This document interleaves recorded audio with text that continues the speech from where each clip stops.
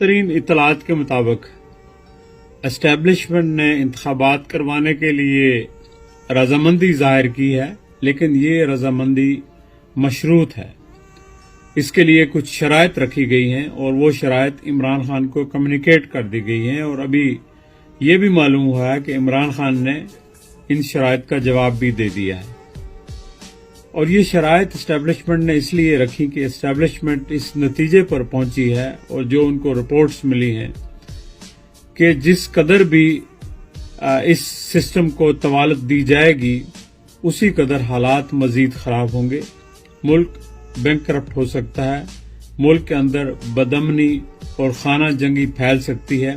جو شاید کسی کے کنٹرول میں نہ رہے۔ اس لیے انتخابات ہی ان مسائل کا حل ہے۔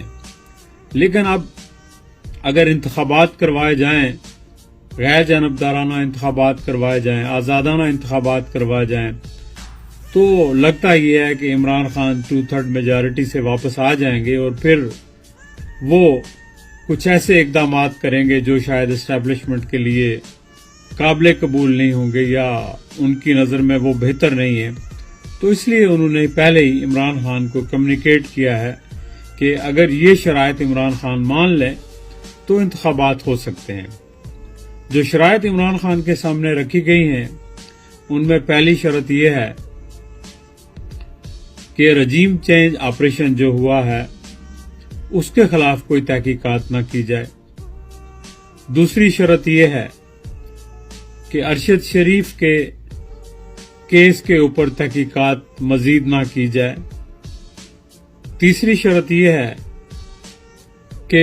میاں نواز شریف اور آصف زرداری کے خلاف جو کیسز بنائے گئے تھے اور ختم ہو گئے ہیں ان کو دوبارہ نہ شروع کیا جائے اور ان کے خلاف کسی قسم کی تحقیقات نہ کی جائے۔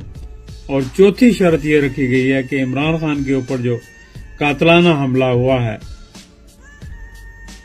اس کے اوپر کوئی تحقیقات نہ کی جائے، یعنی یہ چاروں کیس داخل دفتر کر دیے جائیں۔ اور اطلاعات کے مطابق عمران خان نے جو جواب دیا ہے انہوں نے کہا کہ جہاں تک میری ذات کا مسئلہ ہے کہ میرے اوپر جو حملہ ہوا ہے قاتلانہ، چونکہ وہ میرے اختیار میں ہے، میں اس کو بھول سکتا ہوں، میں اس کو بلا کے آگے چل سکتا ہوں۔ جن لوگوں نے میری جان لینے کی کوشش کی میں ملک کی خاطر ان کو بھی معاف کر سکتا ہوں، یہ تو میرے لیے ممکن ہے۔ اور جہاں تک ارشد شریف کا مسئلہ ہے تو ارشد شریف کی فیملی موجود ہے، اس کی والدہ موجود ہیں، اس کے بچے موجود ہیں، اس کی وائف موجود ہیں، تو وہ فیصلہ وہی کر سکتے ہیں۔ وہ اگر ارشد شریف کے قاتلوں کو معاف کریں، ان کی مرضی، ان کو سزا دلوانا چاہیں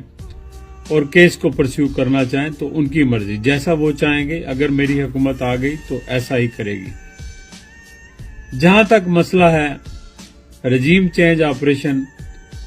اور میاں نواز شریف اور آصف زرداری کے خلاف کیسز نہ کرنے کا، ان کی تحقیقات نہ کرنے کا، تو یہ بھی میرا اختیار نہیں ہے، یہ قومی مسئلہ ہے۔ چونکہ ان اقدامات کی وجہ سے قوم کو نقصان پہنچا ہے تو اس سلسلے میں میں تو معاف نہیں کر سکتا۔ اگر قوم معاف کرتی ہے، اگر پارلیمنٹ معاف کرتی ہے تو یہ اور بات ہے، لیکن میں ذاتی طور پر ایسے وہ سارے اقدام جن سے ملک کو نقصان پہنچا ہے، ملک کی دولت لوٹی گئی ہے، ایسے اقدامات کو میں کم از کم جو ہے وہ معاف نہیں کر سکتا، بھول نہیں سکتا۔ تو اب یہ جوابات تو اسٹیبلشمنٹ کو مل گئے ہیں۔ اب اسٹیبلشمنٹ نے یہ فیصلہ کرنا ہے کہ کیا وہ واقعی جو موجودہ ہائیبرڈ سیٹ اپ ہے اس کو جاری رکھنا چاہے گی، جبکہ آدھی اسمبلی خالی ہے، 2 صوبوں کی اسمبلیاں سرے سے موجود نہیں ہیں، تو اس سیٹ اپ کو جاری رکھ کر ملک کے کون سے معاملات جو ہے وہ حل کرے گی، یا ملک کو کس قدر استحکام ملے گا سیاسی، معاشی یا کسی بھی لحاظ سے، تو ظاہر ہے اس کا جواب تو نفی میں ہے۔ تو اسٹیبلشمنٹ کے لیے بھی یہ بہت مشکل ہو گیا ہے فیصلہ کرنا۔ میرے خیال میں یہ مشکل نہیں، یہ بہت آسان ہے، لیکن اسٹیبلشمنٹ اگر چاہے گی کہ وہ اپنے پیش رو جنہوں نے ملک کو اس ڈگر پر پہنچا دیا، اس بحران سے مبتلا کر دیا، اگر وہ ان کو بچانا چاہے گی تو پھر ظاہر ہے کہ اس کی سوچ جو ہے وہ پیور ملک کے لیے نہیں ہوگی،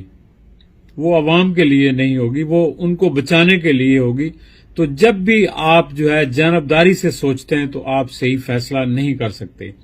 تو یہاں بھی ایسا ہی ہو رہا ہے کہ اسٹیبلشمنٹ بھی جانبداری کا شکار ہے، یا ان کی کوئی مجبوریاں ہیں، یا ان کی بھی ویڈیوز بنا رکھی گئی ہیں، یا انہوں نے کوئی وعدے کیے ہیں، یا ان کے اوپر کوئی پریشر ہے جس کا وہ اظہار نہیں کر رہے۔ لیکن اگر ایک پاکستانی کی حیثیت سے، ایک محب وطن پاکستانی کی حیثیت سے وہ سارے اپنے ذاتی تعلقات، رشتہ داریاں، مفادات، پریفرنسز کو سائیڈ پر رکھ کر صرف ایک پاکستانی کی حیثیت سے سوچیں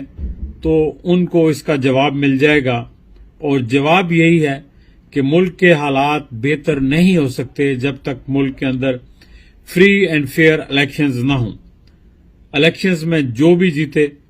وہ اپنی ٹرم پوری کرے، اگر وہ غلطیاں کرتا ہے تو بلا شبہ عوام اس کو مسترد کر دیں گے۔